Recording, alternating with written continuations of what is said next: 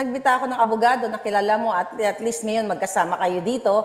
At ito na siya, si Attorney Glenn Chong. Attorney Glenn, magandang araw. Kasama natin ngayon si Agent Morales. Bati ka muna, Attorney Glenn. Adi here. Magandang gabi, magandang umaga dyan sa inyo. And Sir, Agent Morales, saludo po ako sa inyo. And on behalf of a grateful nation, maraming salamat for standing up for the truth. Bihira na po ang taong tatayo at maninindigan para sa kanyang bansa, sa taong bayan. You're one of that very few example. I admire you for your courage and thank you for your patriotism. Kaya nga, sabi ko kay Ate Claire, actually may meeting ako. And sabi ko, sige mamaya na lang ako papasok doon sa virtual meeting ko because ito mahalaga. Because we need to support you. We need to call on our people. Lahat po na nagmamahal sa ating bansa, nagmamahal sa sarili natin, manindigan tayo with Jonathan Morales. Suportahan po natin siya with all the might that we can. Kasi dito tayo, ito, sinabi kanina ni Kuya, magkuya na lang po ako sa inyo. Kasi senior naman po kita sa edad. Senior kita sa edad, senior kita sa tapang. Okay, Kuya, sinabi po ni Kuya Jonathan kanina. Sinabi po ni Kuya Jonathan kanina, mga kabayan na, o gorgor ang gagamitin natin. Talaga, gorgor. Ang gugurgorin dito is na, sabi nga ni Kuya Jonathan, hindi manok. In fact, ang gugurgurin, ang binabalak na gugurgurin, mga kababayan, is a material witness. A material witness to a potential crime committed by no less than the one sitting in the office of the President of the Philippines right now, which presents a big moral dilemma to the military establishment and to the political leadership and to the religious leadership, the pastoral leaders of this country. Lahat apektado dyan. Because this is a big moral question. Apektado ang ang military establishment, ang political establishment, ang religious establishment. Because itong issue, and we are so fortunate and we thank God for bringing us, Kuya Jonathan, who stood up and, boss, talaga, saludo kami sa'yo. Kung ako ang abogado ni Jinggoy Estrada, hindi na kita i-cross-examine. Kasi lalong madidiin ang kliyente ko. Lalo baka ma-double convicted na. Baka ma-double convicted. Madalawa na yung niya. Diba? Ito, yung sinabi niya kanina, okay, dito tayo yung sinabi ng gugurgurin. Hindi tao, hindi lang manok, tao. And the more important thing is that he is a material witness. Material witness siya. Dapat ginagalang nga palagi kong sinasabi to, Ate Claire, di ba? Nung ini-interview mo ako, dapat ginagalang si Agent Jonathan Morales because he was invited there as a resource person. Hindi naman namilit yan Di ba mga kababayan, inimbita naman siya ng Senado Hindi naman siya namilit na pumunta doon para magtestigo. At yung testimony niya is limited only to his personal knowledge. Hindi hearsay yun. Hindi hearsay na si Kuya Jonathan ang gumawa ng authority to operate. I mean, pre-operational plan, authority to operate. Sinabi niya siya ang gumawa, siya ang pumirma, siya ang nag-type. That's personal knowledge. Personal knowledge din niya, mga kababayan, na yung informant, kaharap niya. Yung informant, nag-release sa kanya, nagpakita ng picture sa kanya. These are matters that the witness is competent to testify. Competent si Kuya Jonathan mag-testify. Because personal knowledge niya dyan. Kahit paano sabihin ni Jinggoy Estrada na hearsay, siya ang dakilang hearsay. Hindi si Jonathan Morales. Kasi, brother, Attorney Glenn, yun nga, pag-usapan namin kayo, nabanggit ko rin, na selective kasi ang mga senador doon sa hearing na kay Agent Jonathan lang sila talagang binoboljak nila ni Jinggoy. Talagang parang siya na nga yung akusado. Pero pagdating dito sa mga nabanggit na personalidad at yung mga nakita sa CCTV na nag-usap tungkol sa supposedly or tawag dito, yung paggurgur nga sa kanya, yung sabi mo nga kanina, potential criminal act ni Lisa. Walang ginawa itong mga senador na ito. So tama ba, brother, na dapat talagang ipatawag itong si Lisa Araneta Marcos as a resource person sa susunod na hearing? Alam niyo, kung ako yung chairman, tinatawag ko na si Lisa Marcos nung unang araw pa. Hindi ko aantayin yung pangatlong hearing. You see, ganito. Pero kasi pinangalanan lang siya after that CCTV. Yes, oo. Ito, bias ko yan sa kanya kasi kilala ko yung babae na. I know, ako the din. most unprincipled person I've ever come across. Yeah. The most transactional person I've ever come across this planet for 50 years. Now, totoo, doon sa video yung pinakita ni Kuya Jonathan, mga kababayan, I address this to you. That's undisputed. Hindi madidinay yan. Kasi nandun yung camera. Walang intervention yun, hindi yun inay. At narinig natin yung ipapagurgur nga siya pag hindi siya sumunod doon sa kanilang offer o tinanggap yung offer nila. And then, sabi pa nga, if I recall right, huwag ka mag-mention ang pangalan pare ha. Alam mo naman sila. Yeah. Silam is widely known. Yes. Lam is widely known as Lisa Araneta Marcos. Sa lahat ng associates niya, I've been there 6 years ko silang katrabaho. Lam talaga ang tawag sa kanya. So wala akong duda na yung Lam na sinabi niya, alam mo naman si Lam. At siyempre, kilala ko si Lam. Si Lam is Lisa Araneta Marcos. So, dahil na-mention yung pangalan, in relation to an attempt to bribe a material witness and a threat as well, potential crimes yan eh. So, dapat tatawagin si Lisa Marcos on. Patatawag yan at papanagutin siya. The normal thing na ginagawa kasi ng Kongreso between congressmen and senators, they don't call each other to hearings tulad nito. Hindi nila tinatawag yan because of the time-honored tradition among the houses of Congress, yung tinatawag na parliamentary courtesy. Meron yan, parliamentary courtesy. So, hindi mo ipapatawag yung congressman para i-grill mo doon sa Senado. Hindi mo ipapatawag yung senador doon sa Kamara para i-grill siya. In the same way, it's extended to the president. But, in this case, si Lisa Araneta Marcos is not the president of the Philippines, though she appears to be. Yes. Siya yung nagkaka-appoint, ganun. But officially, si Bongbong Marcos ang proclaimed winner in that election. Hindi si Lisa Marcos. So hindi siya member of the executive branch. Under any circumstances, hindi siya makonsider as a member of the executive branch na yung Kongreso will extend parliamentary courtesy to her. Kasi hindi naman siya kasali ng executive branch. Ang asawa niya, ang head ng executive branch. Hindi siya.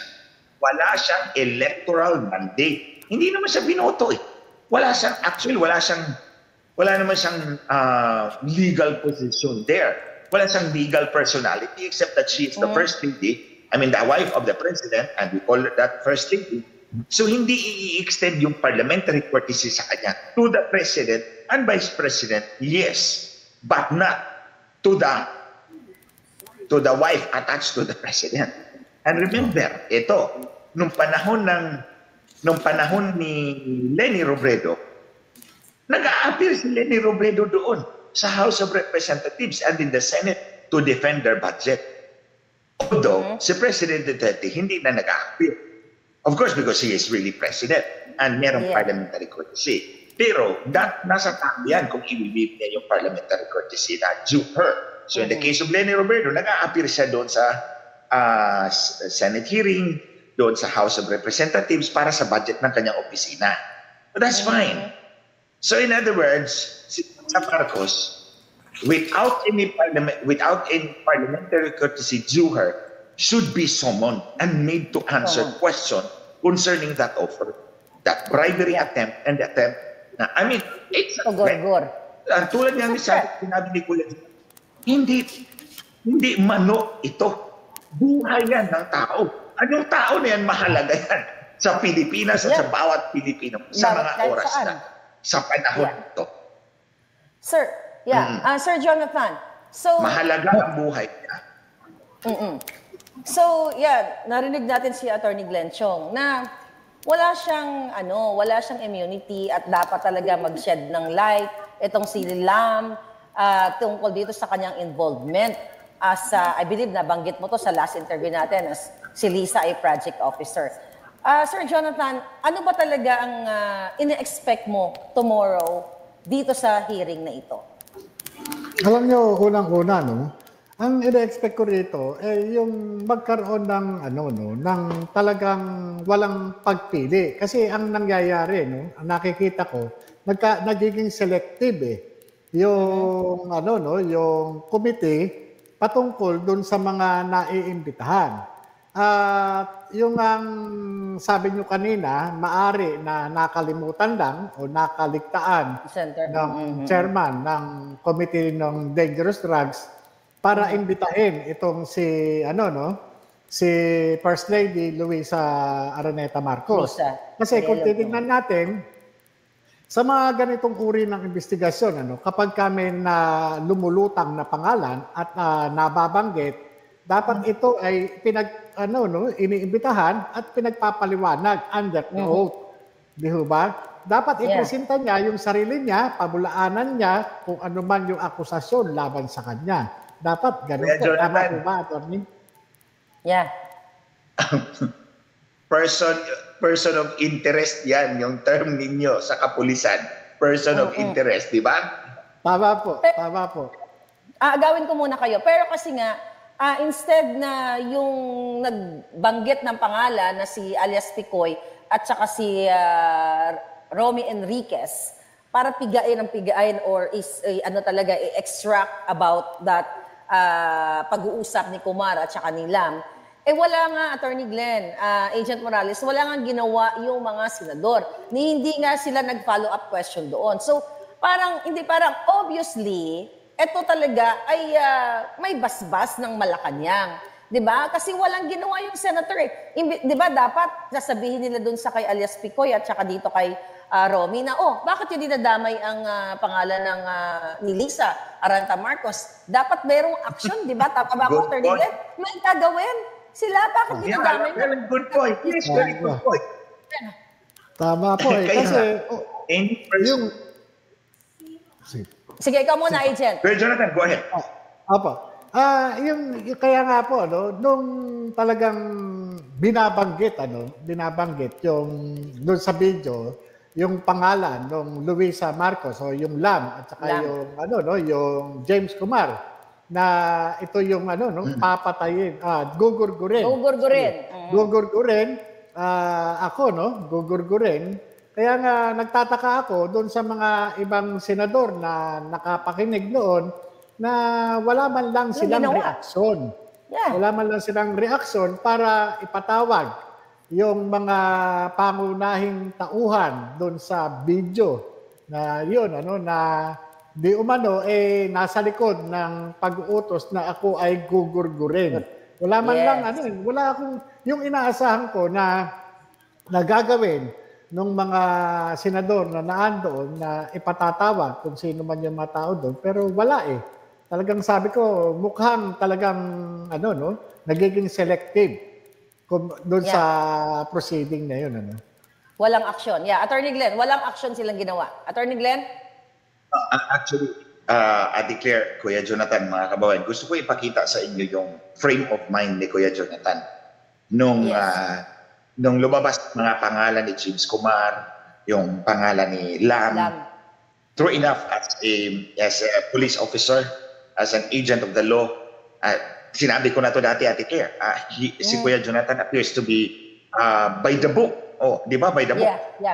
Nung gumawa siya ng operational plan, gumawa siya ng authority to operate, ginawa niya ng deposition yung kanyang witness in preparation for application for a search warrant. Something that parang hindi ginagawa ng mga kapulisan. Meron akong personal experience yan, Kuya Jonathan. Ang ginawa lang ay coordination plan, coordination form. Walang deposition ng confidential informant. Sabi ko, ito yung example ng police o ng alagad ng batas na alam yung ginagawa niya by the book.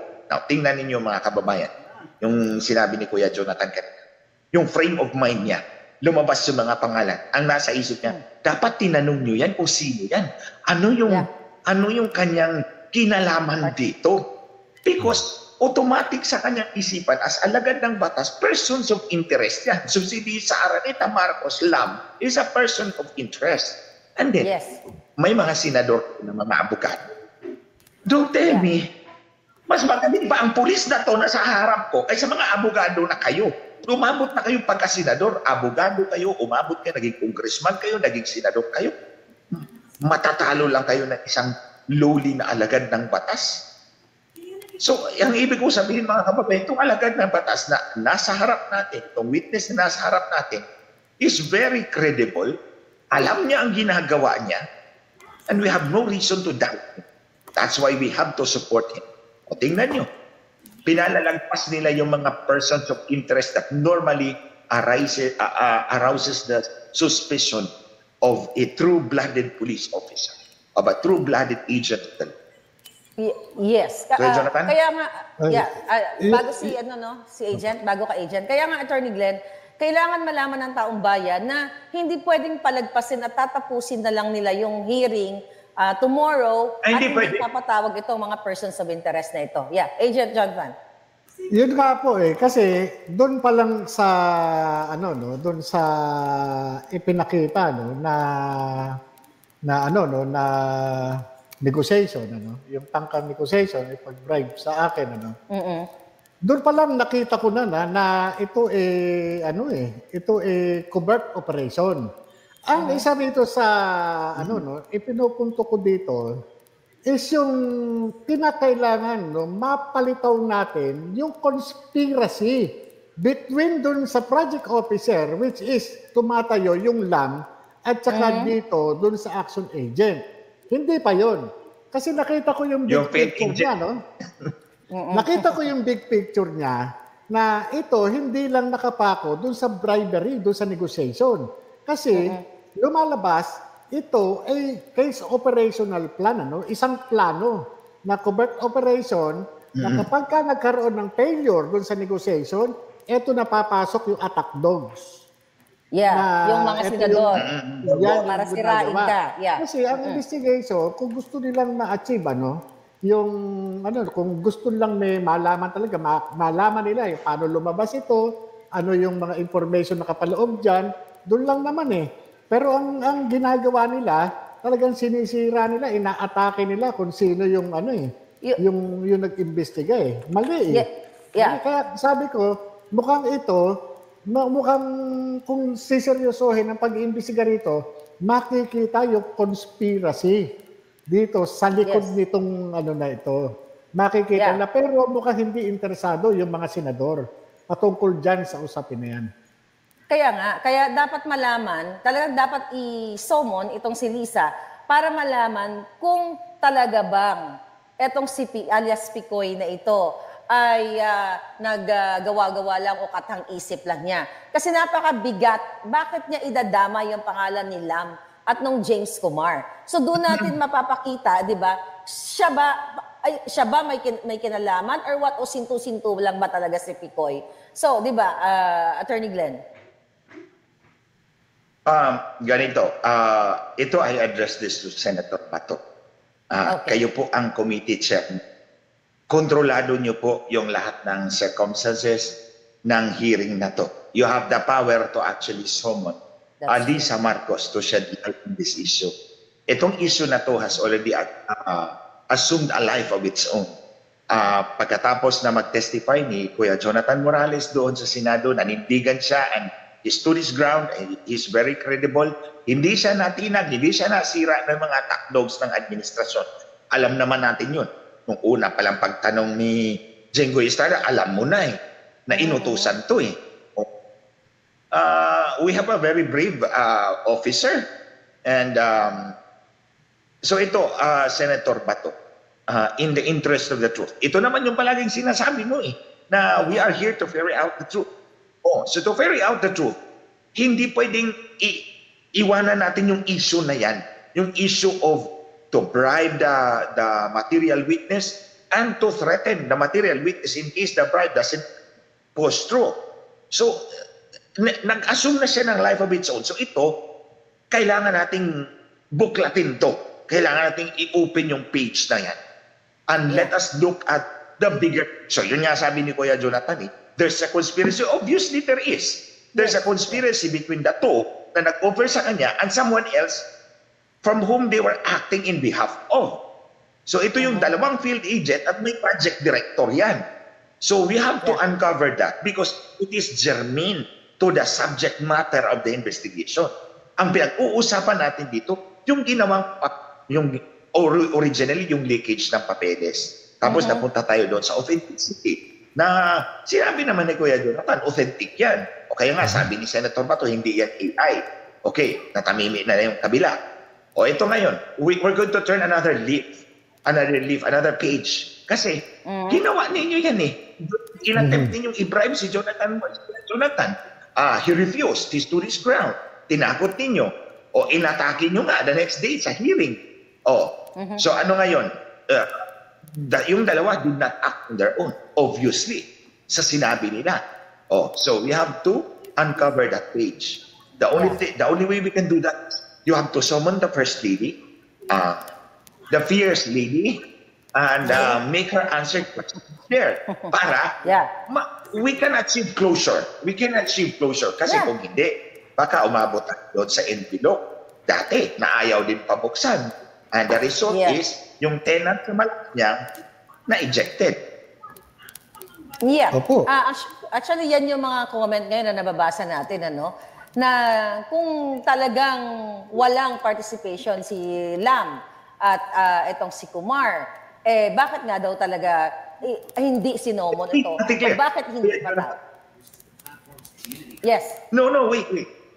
Kung ako si Lisa Marcos, abogado ako New Yorker, minention yung pangalan ko, I should come out spontaneously and deny the whole thing.